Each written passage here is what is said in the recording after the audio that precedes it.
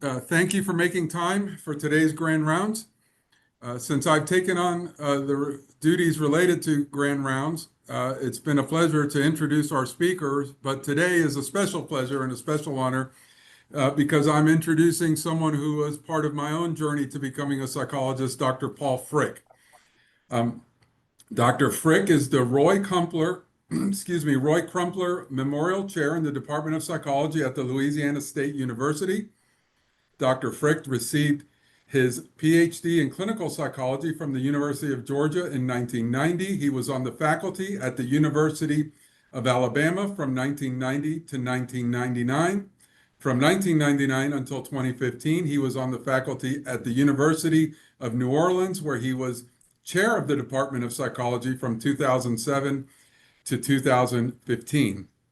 Dr. Frick has published over 285 peer-reviewed publications, over 59 chapters in edited books, and he is the author of 8 additional books and test manuals. His continuing line of research focuses on understanding the different pathways through which youth develop serious antisocial behavior and aggression, and the implications of this research for assessment, treatment, and public policy. His work has been funded by the National Institute of Mental Health, Office of Juvenile Justice and Delinquency Prevention, National Institute of Justice, the National Health Medical Research Council of the Australian government, the W.T. Grant Foundation, and the John T. and Catherine D. MacArthur Foundation.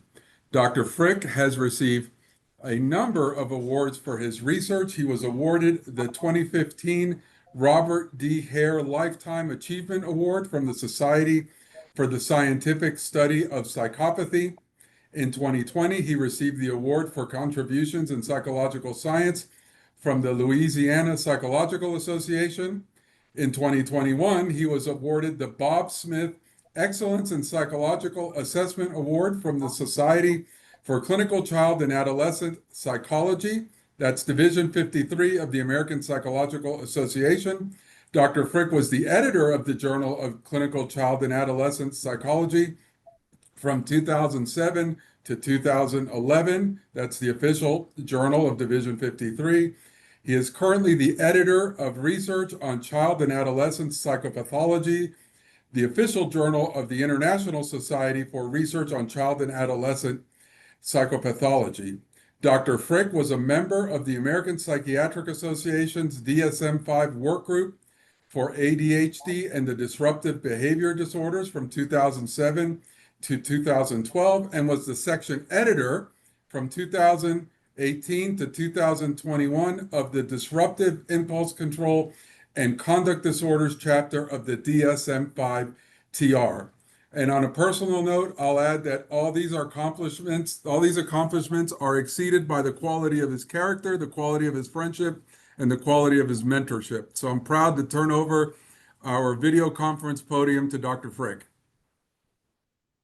Wow. Thank you, Dr. Varela. I'm sure everyone on here knows how lucky they are to have you here. And I appreciate you inviting me. And I think everybody here also probably knows how hard it is to say no to Dr. Varela. So very happy to be here. Jorge, is this showing up again? Good. All right. Thank you. So I'm going to talk about the research that we've done that led to a change in the DSM-5, the addition of a specifier with limited prosocial emotions. Just a couple very quick things before I start. You can see over here my lab website. This is important because I'm going to go through a number of studies very quickly, but there are PDFs of all of those studies on there for those of you who want to go through and see a little bit more about the methodology and how we did things. They will all be on the website. Also on the website, or you can download copies of all the measures that I talk about here. They're free of charge to download, which is why I can say that I do not have any financial interest to disclose. We'll disclose that I do have a book coming out by the American Psychological Association Press in 2016, which I will obtain royalties from. But with all of that business aside, let's start talking about conduct disorder. And conduct disorder is basically kids who violate the rights of others or violate major societal norms, basically kids with behavior problems.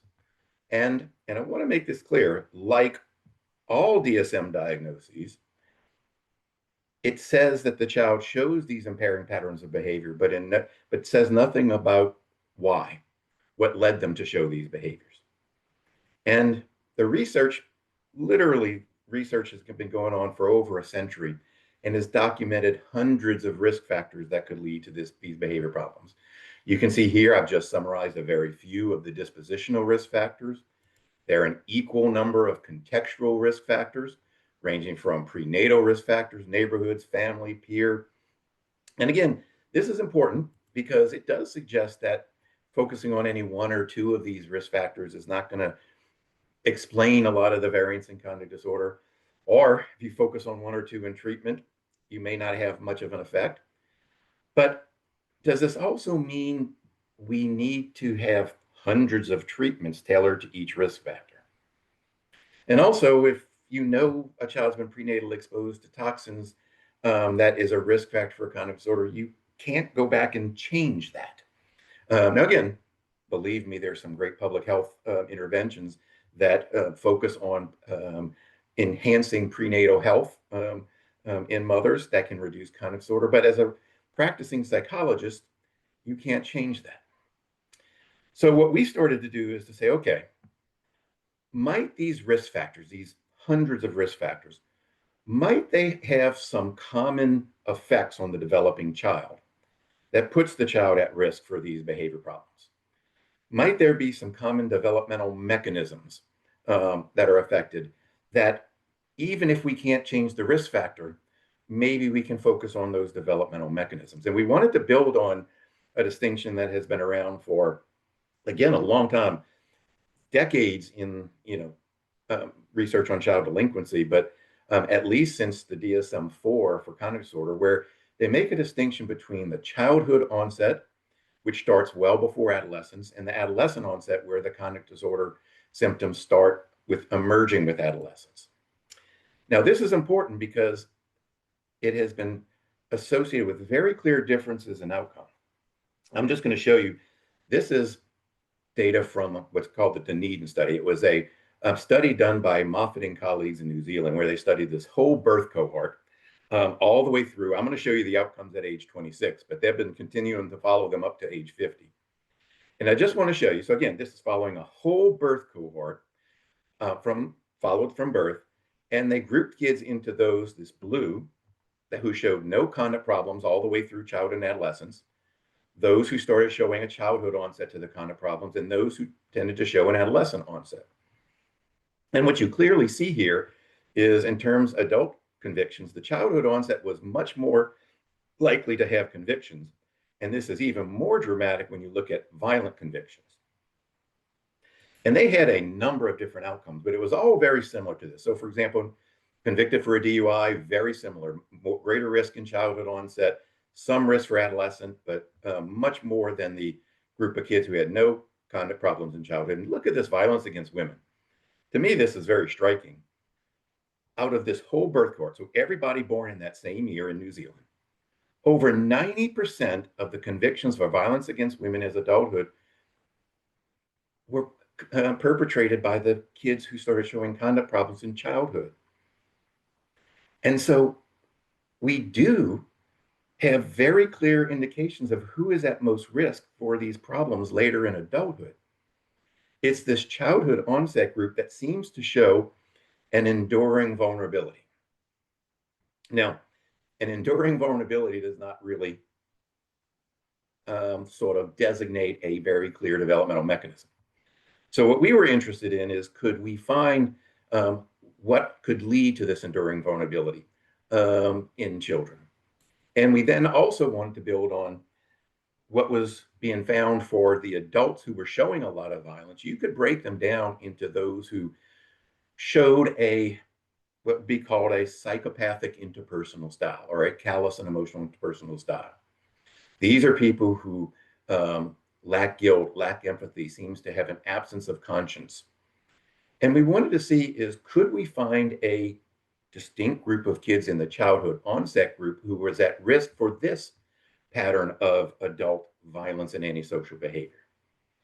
And I know it can be controversial to talk about trying to label kids with psychopathy, but developmentalists were studying the development of empathy, guilt, prosocial emotions, and conscience again for decades, and finding that this developmental mechanism was critical for helping kids learn how to regulate their behavior so it doesn't harm others.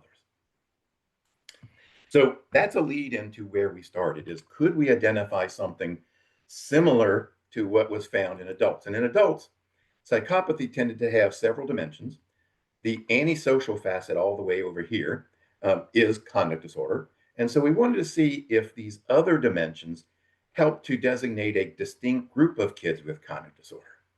And you can see these three dimensions. And early on, we did find that you could find three fairly similar dimensions in children. You had an impulsive dimension, a narcissistic dimension, and then this callous, unemotional, interpersonal style. And we started focusing more on this callous and emotional style for two reasons, one theoretical and one practical. Theoretical is this group is what was most similar to what developmentalists were studying in terms of conscience development. And the more practical one was, it seemed to be this group that designated a distinct group of childhood onset kids. These were present in childhood onset kids, but didn't designate a distinct group. And let me just show you two slides to illustrate this. This was one study we did back when I was with Dr. Varela at the University of Alabama. This was a secure facility in Alabama that housed all the most severe juvenile offenders. And very simply, we grouped kids into those who had neither reported or had a history in their records of a violent offense, those with at least one violent offense, that's the next orange group, and then the dark orange, those that had at least one violent sexual offense. And this group was the most violent overall and the most predatory in the violence. And what I want to show you here is the groups did not differ in terms of impulsivity and narcissism, but it was callous and emotional traits that were higher that was unique to this violent sexual offending. And to show this more specifically in relation to conduct problems, we ran a clinic at the University of Alabama for kids who were, and these data are for the kids 6 to 13. And we had two groups of kids with either ODD and CD. These are the two orange groups compared to those without disruptive behavior disorders. And again, you can see these kids were high on impulsivity and narcissism. So if you want to predict childhood onset, impulsivity and narcissism is the most important. But if you want to predict a unique group within that childhood onset, it was the callous unemotional traits.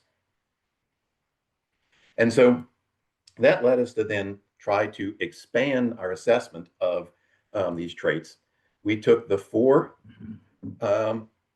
items on our rating scale that were most consistently related across samples, across countries, across language translations, across ethnicities and racial groups.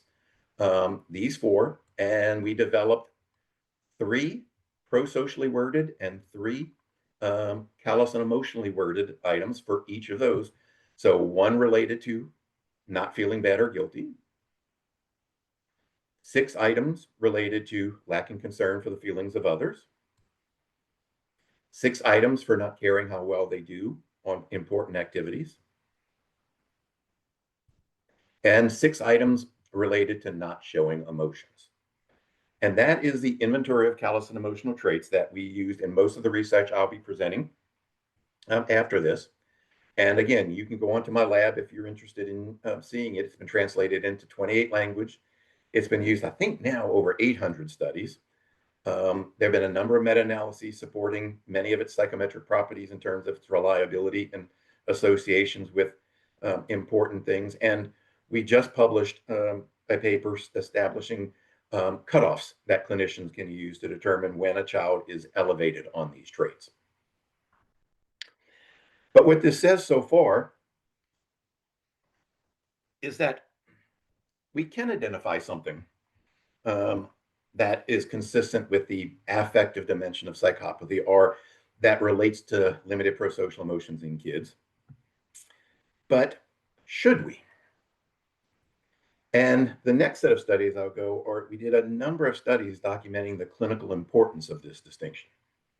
And to start with, this was a sample, again, that we did when I was back at the University of Alabama. We screened kids for elevations on callous emotional traits and parent and teacher ratings of either opposition defiant disorder or conduct disorder. And we followed these kids over 5 years. And in the first follow-up, we measured aggression. And all I want to show you here is we z-scored the scale and measure. So 0 is the classroom average on level of aggression, or the sample average, sorry. And what this shows you here is the kids who had both callous and emotional elevations of callous traits and higher levels of ODD and CD symptoms were the most aggressive.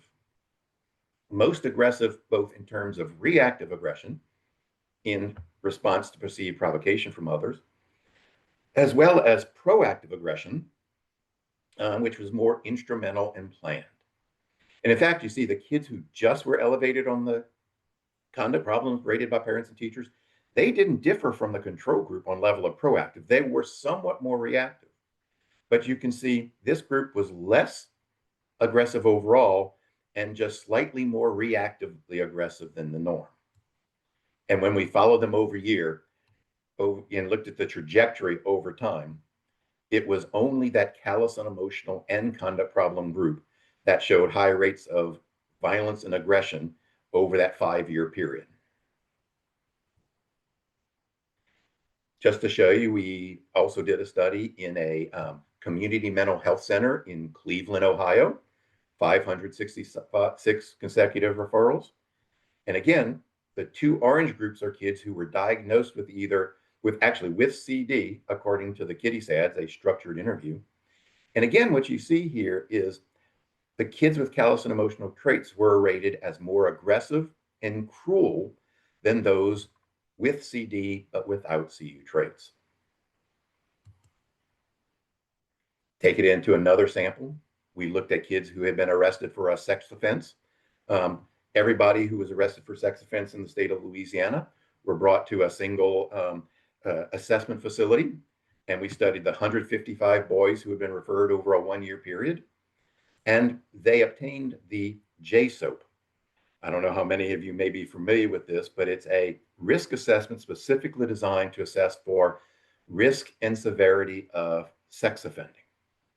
And it's a clinician rating where they rate a child based on interviews and chart review on a number of things. And what we looked at was the number of victims,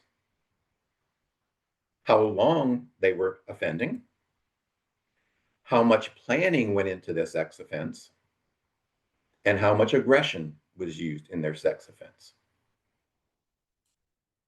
And very simply, when you break this group down, again, all sex offenders, into those high and low on CU traits, those that were high had more victims, had a higher degree of planning in their things, and used more aggression. And very importantly, even when controlling for their history of antisocial behavior, they were rated on just their general pattern of offending. And even controlling for that, they were significantly higher on these indices of severity. Last sample I'll talk about in terms of severity. This is a group that we've been following. We started assessing them in 2010, and we followed them. These were adolescents who had been arrested for the first time for an offense of moderate severity. It's called the Crossroads in Juvenile Justice Study. I did this with Beth Kaufman and Larry Steinberg, Beth at UC Irvine, Larry at Temple University. And again, we got these first-time offenders, followed them over 9 years, and at the 4-year follow-up, we showed that CU traits predicted gun carrying. Look, after controlling for all of these other variables, again, just their level of offending, their peer behavior, impulse control, neighborhood, exposure to violence. And it predicted using a gun during a crime over those 4 years. So again, showing that over and above a lot of these other risk factors, it was predicting something important. And this is something we just published. It just came out online in Journal of Child Psychology and Psychiatry. We looked at callous and emotional traits predicting the adult adjustment. So callous and emotional traits from adolescence and through adolescence into adulthood. And what I want to show you here is this is CU traits predicting these outcomes. And again, their initial level as well as their change. And what this shows you is that CU traits in adolescence predicted adult arrests, adult antisocial behavior, substance use, aggression, gun carrying, white collar crime, profits from crime. What we also did was we added just their level of antisocial behavior in adolescence. Still, CU traits predicted most of that. Now, when we controlled for both the level and change of antisocial behavior, didn't predict as much, but still, after such a stringent control, CU traits in adolescence still predicted arrests, aggression, gun use in adulthood, even after controlling for their antisocial behavior throughout adolescence. So it did have some predictive utility. We also looked at a number of social outcomes in terms of friendships, romantic relationships, being involved with gangs, being in warm relationships, risky sexual behavior. Again, what you see here is CU traits in adolescence predicted these adult outcomes. In most cases, they continue to predict after controlling for just the overall level. And even more, they continue to predict after controlling for antisocial behavior throughout adolescence. So what these studies were showing us is that even controlling for sort of the severity of the child's antisocial behavior, whether it's ODD or CD, whether it's aggression, whether it's the antisocial delinquent acts, arrests, CU traits were predicting important clinical outcomes over and above just the severity of antisocial behavior. Now, I know I haven't said anything yet about, but what do we know about what's causing this in these kids? And that's what I'm going to show you in these next few slides. And I'm going to start with, there have been a number of twin studies, behavioral genetic studies, literally probably in the thousands, and a number of meta-analyses looking at the genetic contributions to either conduct problems, aggression, delinquency, antisocial personality symptoms. And the twin studies often are very consistent in showing that about 50% of the variance in the antisocial behavior is due to the environment, and about 50% due to genetics.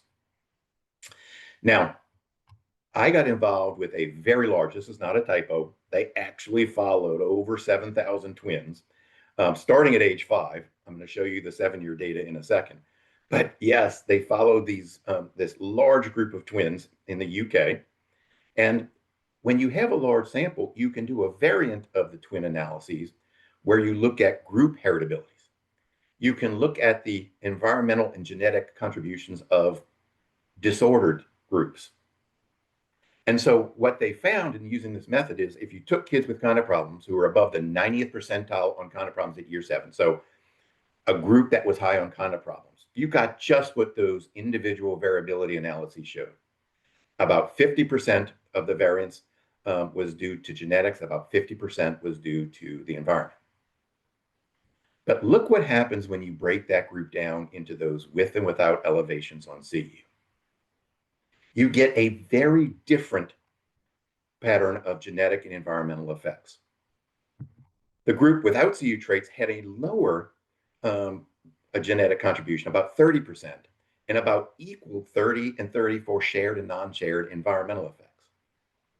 Whereas the kids high on CU traits, the genetic contribution was about 80%. Now, what this does show you is that there is something very different going on in these two groups of kids with childhood onset conduct problems. But I also want to make it clear, it does not mean that just because it's genetic, it is unchangeable or untreatable. And it actually doesn't, it says something different's going on, but not really what's going on. You don't inherit a gene that says, that makes you callous and unemotional. And so we were trying to see, could we just find out what is the mechanism that's going on that might be somewhat genetically mediated? In our review for the DSM-5, we did find 3 consistent findings: that kids with callous and emotional traits had a reduced responsiveness to negative emotional stimuli, they had abnormal response to punishment, and they showed negative correlations to fear and anxiety, especially controlling for level of conduct problems. And I'm just going to show you an example of this first one, this reduced responsiveness to negative stimuli. We've studied it in a number of ways, and the one way we did was using a dot probe task, where we had pictures that were taken from the IAPS, the International Affective Picture System, and we did not use the ones those horrific, gross, violent ones, only the ones that are proven safe for children, but have been normed to assess threat, distress, neutral, and positive. And I know Jorge's heard the story before, but I was given this talk I was doing a grand rounds in St. John's, Newfoundland, up in Canada. And they stopped me at this point in my presentation and said, how could that be a positive, emotionally neutral, positive slide? Those are ugly rats that get caught in your fishing net and they all should be slaughtered. It's like, whoa, Newfies have issues with baby seals. But for other people outside of Newfoundland, this has been normed as a positive emotional content. And the dot probe task, the way it works is you have a fixation point, pictures flash for 250 milliseconds, followed for a dot, and all the child has to do is say that whether the dot followed the top or bottom picture. And you can measure how much more quickly they recognize the location of dots following emotional pictures compared to neutral pictures. You have to do all sorts of controls for location effects and things like that, which I won't go into. But it measures attentional orienting. So the faster you recognize it, the more quickly you orient. The slower you recognize, the less quickly you orient. And we did this in a sample of 50 kids of college students at the University of New Orleans. And we didn't find any relationship with CU traits for a number of emotions, like positive emotions. We found a little bit related to threat. It was like 0.07, but the relationship we found was with distress pictures. And we found this interaction here. What this showed you here is that for kids that were not high in aggression and conduct problems, they showed a normative fonts. They were slightly more facilitated to distress pictures and neutral pictures. But within those who showed high rates of aggression and conduct problems, those with callous and emotional traits showed a reduced response. They were less fast to the distress pictures, whereas those with conduct problems without high levels of CU traits, they actually showed an enhanced facilitation. And I know Dr. Varela, because he was well-trained at the University of Alabama at St. Paul, multiple aggression interactions are so hard to replicate. We replicated in a sample of detained adolescents. You can see a very similar interaction here. Now, no, the other thing Dr. Varela is saying, Paul, you were making a person-centered interpretation to a multiple regression. This illustrates it in a sample that was not done by us, but by a colleague of mine, SEV.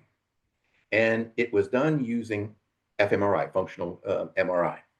And what she looked at was the right amygdala response, the part of the brain that lights up to emotional stimuli, and compared the activation when boys were viewing fearful faces to calm faces.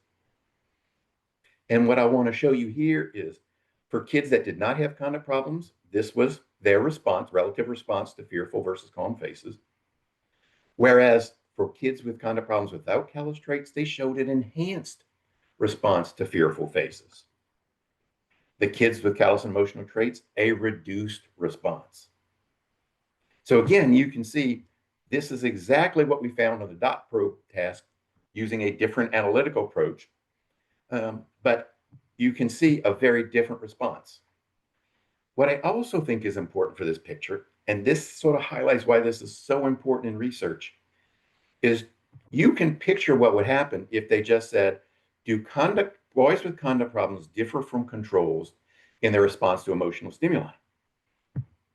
You put those groups together and it would wash it out, and you include no. There's no association with conduct problems in boys because you have different responses in the two groups. And just think about all of the neurochemical, neurohormonal, all of the different correlates, physiological correlates to emotional processing that this would affect if you don't break apart the kids with different emotional responses.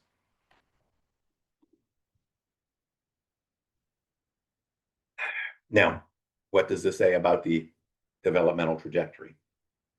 Again, when you go back to the normal developmental research, developmentalists were following kids who showed, they call it a fearless or low behaviorally inhibited temperamental style. They showed low physiological reactivity to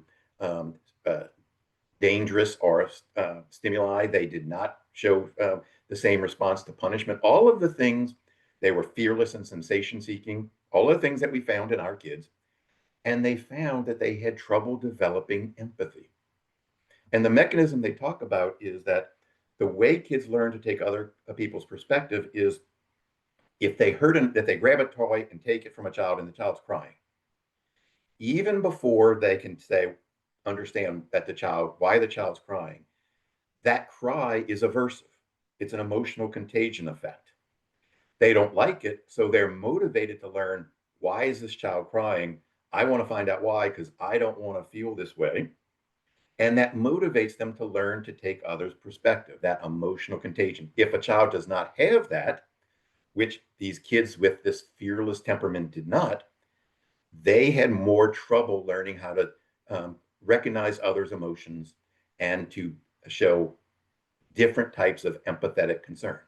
It also made them less sensitive, less feelings of guilt and concern to getting in trouble. They were less sensitive to parent sanctions, and they didn't pay attention to harmful effects of behavior because they were focusing on the reward. So we feel like what explains this group is that they have a temperament related to low emotional reactivity that interferes with their development of these prosocial emotions that can lead to severe antisocial and aggressive behavior. Now, what does this say about other kids with conduct problems? And I've kind of alluded that to some of our studies where we broke them down into groups. This group is not only not callous and emotional, but they're actually emotionally hyperreactive. They're highly distressed by the effects of their behaviors on others. They're impulsive, they act without thinking. We also found that this group, and this is back to the clinic referred sample of kids 9 to 13, the two groups of kids with disruptive behavior disorders, the one without callous and emotional traits was about a standard deviation lower on verbal intelligence and also full-scale intelligence, what I'm showing you here. Also, when you look at parenting, so we studied the aspects of parenting. What goes on this composite are the aspects of parenting like use of positive reinforcement, parental involvement, parental supervision and monitoring, consistency in parenting, harsh parenting. If you get a composite across all of those areas and you look at their correlation with conduct problems, and again, this is in a clinic referred sample in Alabama combined with a community sample to have a larger, more diverse sample, you can see conduct problems are highly related to these parenting. Well, duh, that's what all the research shows. But there was an interaction with CU traits. It was only related, parenting was only related to conduct problems in those low on CU traits. Kids with high CU traits had high rates of conduct problems irrespective of the level of parenting that was showed or the quality of parenting. And again, look what happens if you just said, is parenting associated with conduct problems? And you group these kids, the two kids together. You would get, and we did it, it was a correlation of 0.21. Significant, but clearly underestimating the effects of parenting for this group and overestimating it for that group. So our model says when you look at these kids with CU traits, and they're only about a third of kids with childhood onset conduct problems, and you pull them out, you get a picture of this group that seems to have a number of factors leading to them having difficulty learning to regulate their behaviors and emotions. They can be overly emotionally reactive, which makes it hard for them to modulate that emotion. They can show low intelligence, which makes it difficult for them to think through and think through the consequence of their behavior. Or they may have parenting come from family environments where they're not socialized to regulate their emotions and behavior adequately, leading to conduct problems that are susceptible to angry arousal, planning and a lack of planning and forethought, for which they do, but they feel bad afterwards. So two distinct pathways with different developmental mechanisms leading to conduct problems. Now, I've shown this before, and a lot of people say, I mentioned how important this is to say that to get a good idea of the parenting influence on the two groups differently. But people have said, well, this makes sense with the genetic studies I started this section with. You have a nature up here in orange and nurture here in blue. Well, not exactly. Because when some colleagues of mine in Australia replicated our findings, and you can see here with coercive parenting, and again, this was in 96 clinical referred boys between the ages of 4 and 12. They did observations of parenting. And when they looked at harsh and inconsistent parenting, they found almost the exact same interaction. Harsh and coercive parenting only related to conduct problems in those low on CU traits, unrelated to conduct problems in those high. But when they measured parental warmth, it actually was more strongly correlated with conduct problems in those high on CU traits. Now, Dr. Varela is sitting there saying, Paul, you're losing it. How can you have something that is strongly genetic related to warm parenting? Well, it could be due to either gene environment correlations or gene environment interactions. And to show you the gene environment correlations, and particularly evocative effects, remember, we did this crossroads study where we followed the sample and we had multiple assessment points. Like we had 7 assessment points over the first 5 years where we could look at overall what was the association between parental warmth and CU traits, which is the between individual associations. But then after controlling for that, we could look at whether CU traits at one time point predicted warmth at the next, or whether warmth at one time point predicted CU traits at the next. A really fun statistical technique called random intercept cross-lag panel analysis.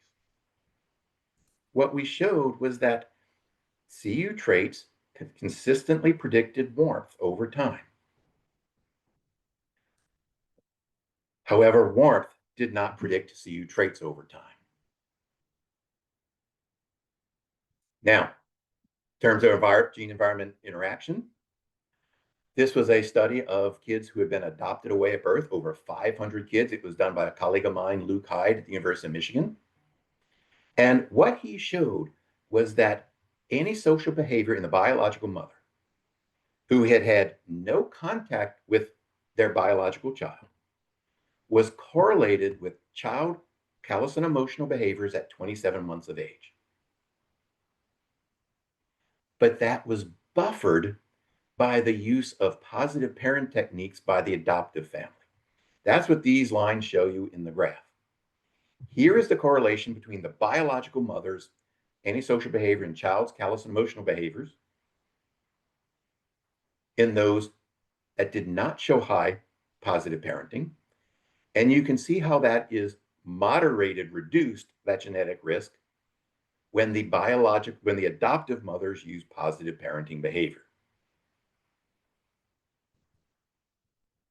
The last thing I want to show you with this, and then I promise you we'll get to assessment and treatment, Just to talk about the policy implications of something like this, you can see how this underestimated the effects of parenting for this group that was low on callous and emotional traits.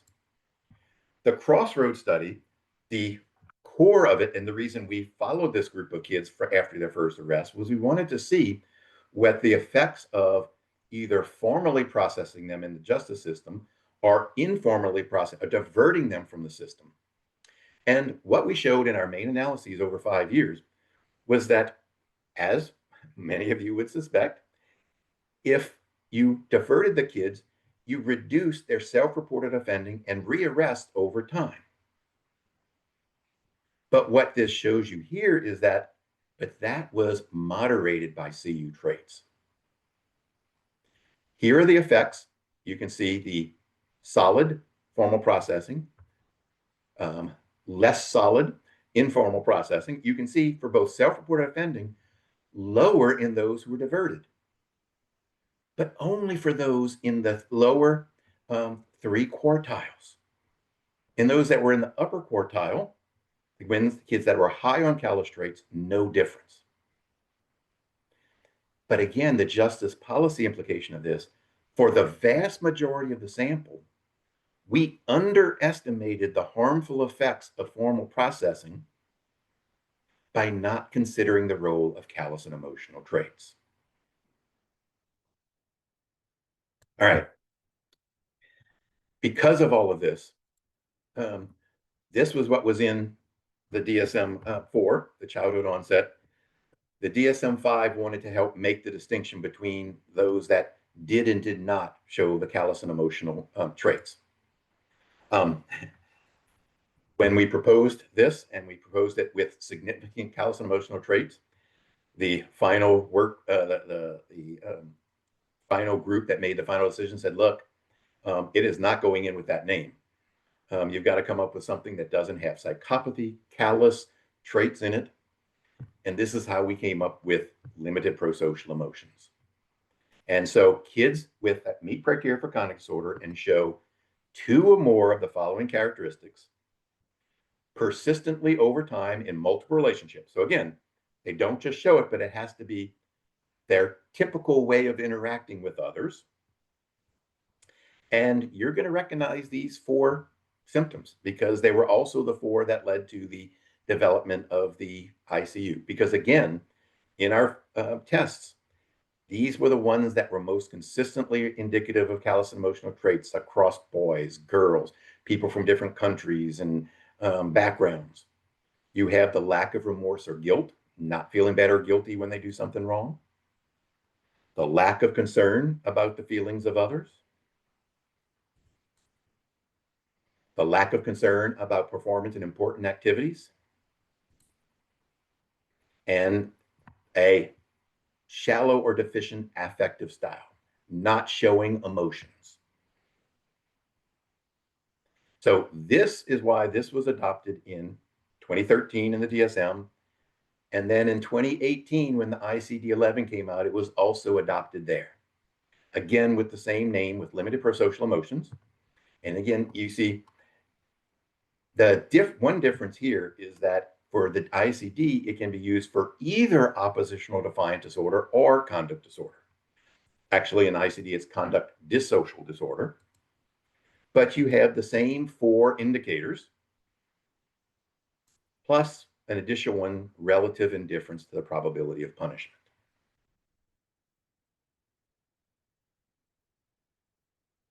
So with it coming out in the major diagnostic symptoms, we then focused on providing more guidance, more clinical guidance for people for both assessment and treatment. And what we have now, and again, this is available on my website, we developed a clinical rating of prosocial emotions, the CAPE, Clinical Assessment of Prosocial Emotions. It's designed for kids and adolescents 3 to 21. And basically, it is a clinician rating of indicators of the specifier limited prosocial emotions. And like most clinical assessments, there is a pretty intensive standard training that includes semi-structured interviews. So just to give you a quick, we have 4 descriptions of the symptoms. you can see a very in-depth description of how you rate a child who does not feel bad or guilty. And you rate them as either being very descriptive of them too, not descriptive of them, or somewhat descriptive. And this is based on a semi-structured interview where the clinician is giving you a lot of ways of following up a question. So you don't just say, do you feel bad or guilty if you do something wrong? And they say, yes. You follow up. So give me some examples of that. Tell me why you say that. How do you show that? And you do this. There is a when you give it to the person being assessed, and then an informant, either a parent or teacher. And then there are a number of follow-up questions to this. Is this how you are with most people most of the time? If they say yes, they feel guilty, and is that only when you feel guilty about getting caught, or when you only feel bad or guilty if you get caught doing something wrong? And again, we have an interview that goes through all of questions related to all 4 of those to help the clinician make the rating. There have been 5 studies testing this. I know you only see 3 up here, but the one I'll focus on is the one that we did in our clinic referred sample. And I just want to show you is that we did find high inter-rater reliability. We did inter-rater reliability for 7 and high inter-rater reliability on both the diagnostic level and symptom count. We also showed that the CAPE ratings predicted important outcomes over and above the ratings on the ICU. So again, the CAPE more clinically intensive, but it did seem to add to the prediction of conduct problem symptoms, aggression, and parent ratings of aggressive behavior and conduct problems. And it did designate a distinct group of kids who were diagnosed with ODD. Again, those that had LPE, more symptoms, more aggression, more severe behavior problems. Now, what about treatment? Mentioned that intervention needs to be comprehensive because of how many risk factors. But what this was showing is that intervention needs to be individualized. So what would work for a child with callous and emotional traits may not work for a child who has trouble regulating their emotions, or that has problems with a harsh and inconsistent parenting style in their parents.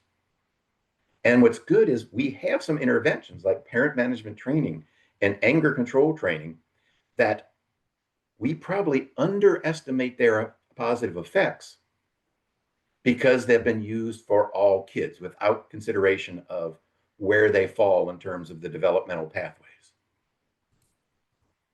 What do these treatment studies say about kids with callous emotional traits? Well, a meta-analysis that was just published of 60 studies.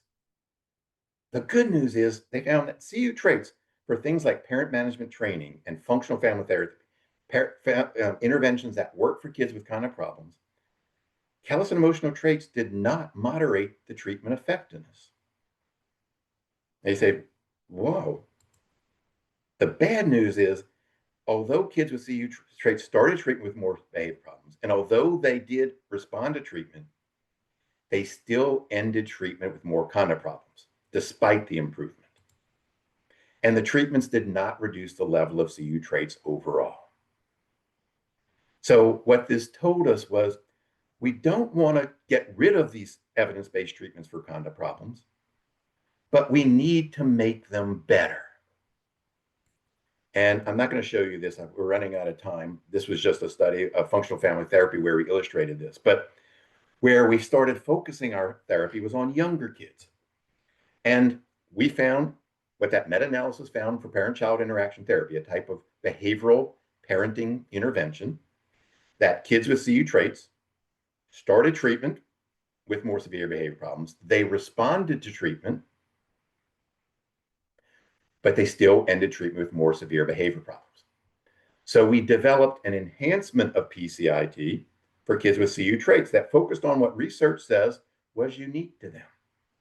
We enhanced the coaching on parents on how to do a warm and emotional responsive parenting, how to be more warm in the parenting, even if their child doesn't evoke that. In fact, evokes the opposite. We shift the emphasis even further away from punishment to reward to change behavior. And very importantly, we added a 6-session module that helps parents teach kids how to pay attention, recognize, and respond to other people's emotions. And using this enhanced callous and emotional, the PCIT-CU, in an uncontrolled test, there's 23 families of all kids with elevated CU traits. It increased empathy and decreased conduct problems in CU traits with fairly large effect sizes that was maintained at 3 months. And then in our first controlled trial, this was just published in Behavior Therapy in 2022. You may not be able to see this real well, but the bottom line is we did a random control study where we randomly assigned all kids who were high on both conduct problems and CU traits to either standard PCIT or PCIT-CU.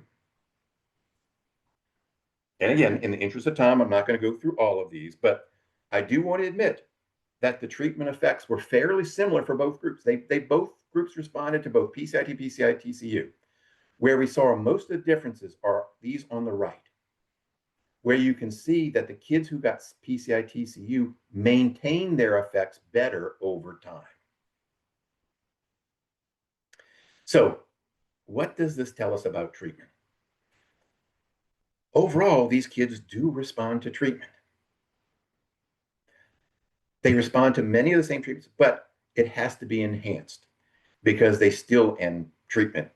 And what we did was we took what we learned from PCIT-CU and we put it into the book. And again, this book also has taken people through how to use the CAPE, how to do the clinical assessment, but how to modify other interventions, things like functional family therapy, other interventions to tailor, just like we did for PCIT-CU, to more effectively treat kids with conduct disorder who also show limited prosocial emotions. And so I know with that, I am out of time. I want to thank Dr. Varela mentioned these nicely to us here in terms of funding, but I do want to recognize them because I very much appreciate their funding. Thank you very much. And let's see. Turn off the share screen, I guess, and take questions. Let me begin by thanking you, Paul. As always, listening to you is enlightening and helps at least me be a better psychologist. But I would hope that we'll take a minute and take a few minutes to answer questions.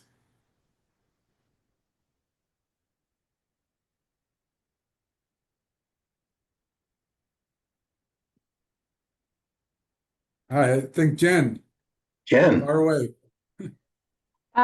Dr. Frick, I just wanted to, I don't have a question, but I just wanted to thank you for your research on this. Pre-2013, I worked in a really high acuity setting with a lot of kids who I could see the callous versus non-callous kids, but I didn't have any language for that. And so having the limited prosocial skills addition to the DSM-5 was just such a profound relief for me in terms of being able to, for the facility I worked at, to help start distinguishing that, because there's just such a big difference. Thank you for that. And again, not just having a label, I mean, a way to recognize them, but to hopefully what you got from that last part is the whole idea that these kids don't respond to treatment is wrong. Right, absolutely. Even the treatments that we currently have, even if they're not enhanced, they are working. Now these kids do. They come out of treatment still in need of reductions that we're trying to do. But what we've tried to do is to say, yes, and I'll be honest with you, the reason the DSM did not want to put it in before is they don't want to put something in it and say, here are these kids that are dangerous, but yeah, we have no idea what to do with them. We had to be able to show that we could say what to do with them. Okay, there's a question in the chat. I love that question. Question about autism and how it may interact. Because if you think about it, lacking empathy is also a characteristic of autism spectrum, right? These researchers in England really did a good job of disentangling it, because what they did was they did tasks that were more cognitive empathy or theory of mind, where could the child recognize what the other person was thinking accurately, recognize that other people had different emotions. And kids with callous and emotional traits actually did fine on those theory of mind tasks and cognitive empathy. The kids with autism spectrum could not do those tasks. But when you looked at the affective emotion, that is how emotionally aroused or responsive they were to the feelings, kids with autism spectrum actually did become upset when other people were upset. They had no idea why, because they didn't know why that person was upset. But again, whereas callous and emotional kids did not show the emotional response. So it seems to be a different in terms of theory of mind, cognitive empathy, which is the core deficit of autism spectrum disorder, versus callous and emotional traits where they're missing the emotions. And I know I don't want to be, what we often talk about clinically is whether the child is clueless to the other's emotions or callous to other emotions. And that's what we try to assess when we're trying to make that distinction. Yes, Dr. Okay, Romero. Hi, thank you so Hey. much. Hi, Angelica. I just had a quick question. Sure. A study that I think about a lot when I work, especially with young kids, was like published, I think, in 91. And it was about risk indicators for maladjustment. And they thought maybe it was related to infant just behavior, or I'm like their characteristics. I'm forgetting the word. And they found that one of the greatest predictors was actually like the mom's perception of whether or not the child was a difficult child, which is like, I guess, mom shaming. Right now we talk about the primary parents, which is probably better. But Yeah. and I'm wondering if you think that PCITCU kind of gets at that, and like that perception of our children, how we talk about our children when we think about them. Yes, and remember what I showed you with these kids. These kids are difficult to parent, and so they evoke it's hard. They evoke a lack of warmth in parents. And I also want to say that we have very indications that these kids are showing a lack of emotional responsivity even before the parents can become involved. So, for example, Rachel Bedford in the UK did a study, and she found these kids who were emotionally they did not show the same reactivity to human faces, the same oriented to human faces or arousal to human faces at 6 weeks of age. That was correlated with CU traits at 2 years of age. So it does seem like they do have a temperament that starts early in life. And so to go back to your thing is that is going to affect how parents parent. And so from very first year of life, you have that interaction between the child who is more difficult to parent than others, and parents adjusting to that. Now, I know there was a couple questions here. Ages for PCITCU. At the moment, where we have tested it is for kids 2 through 8. But one of the things we try to do in the book is to say how you can expand that for older kids and use the same principles for older kids. But I want to say that has not been tested yet. So the trials that we did were in young kids, but we definitely want to try that. And again, I also want to make clear, we try to say how other like functional family therapy and MST could be enhanced for kids with callous and emotional traits using the same principles. Now, why did DSM think callous and emotional traits was too stigmatizing? Did not like the term traits because it made the assumption of something that was too unchangeable. But again, my only argument is that's not the only association with traits. Traits also means cross situation. And we really do want this to only be for kids who this is their typical pattern across, from one person to another, not with just one person in one relationship. But anyway, they did not like that. And the callousness. And again, I'll be honest with you, I fought this because I was saying, I was saying, look, what's going to happen is people are going to think that prosocial emotions are something completely different from callous and emotional traits. And the only win I got was if you look at the very first sentence of the description, it says these traits, these symptoms are what were called callous and emotional traits in research. So it is in the DSM that it's the same thing. But again, what swayed me is somebody said, Paul, you're doing this because you want these kids to get help, right? I said, yeah, that's why I'm doing it. I said, if you have something that people won't use because of the label, you're not going to, people aren't going to use it and you're not going to get help. So do something that you could be more, people are more likely to use. And it's like, okay, that makes total sense to me. Um, we got, there's a couple more questions. I also want to be mindful of your time, Dr. Frick, which you've been very generous with. Let's see, there's a couple more questions you can see. I don't know if these are some things that you could address quickly. Yeah, and again, the whole issue with attachment, if you look at some definitions of disorders of attachment, it does focus on a lack of bond, a lack of empathy, a lack of caring. And so I've talked to Charlie Zena, big person who does attachment research and has done a lot of the attachment disorders in the DSM-5. It's not clear that whether we're talking about attachment leading to CU traits or are CU traits just the label we're giving to a certain type of disordered attachment. And so clearly, CU traits are related and correlated with different types of disorganized attachment. We also know that it's related to abuse and other things that can affect attachment as well. But again, I'm not sure, we may be just labeling a type and attachment style with callous and emotional traits. All right, and there's About paternal. there was a question. Yeah, there's a quick question about one of the studies you cited. Maybe you could take a look at the question. Yep, and it talks about maternal. And I think one of the person who asked the question, and again, I don't want to be a mother blaming.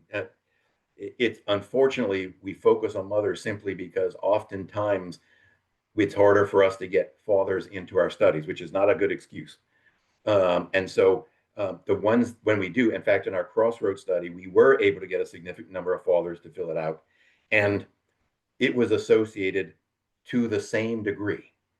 So it does not seem to be mother or father, but parental warmth that seems to be most important. Now, again, somebody's going to ask, well, could one warm parent make up for another warm parent? Interesting question that I don't know the answer to. Well, how's this? It's 2:04. I know a lot of us who are here have patient care responsibilities and other responsibilities to attend to. Everyone, well, Paul, what can I say? Dr. There's not Varela. enough words. There's not enough words to thank you. I really appreciate you taking time to share all this that you've learned over this, this career of research that's really made a difference. And I don't know how many people can say that, but you certainly could easily. Appreciate that. And being able to see Dr. Varela makes my Friday. You're too kind, but thanks. And I know, I don't know if Emily mentioned, I hope she did, we record these to make them available to the people who can't be here. So I think that there's some that couldn't make it, again, patient care responsibilities and other things that get scheduled in advance. They'll be able to see what you had to say today and learn from it as well. Great. Thank you all. All right, take care, Paul. And again, best to Bye-bye. the family. See ya.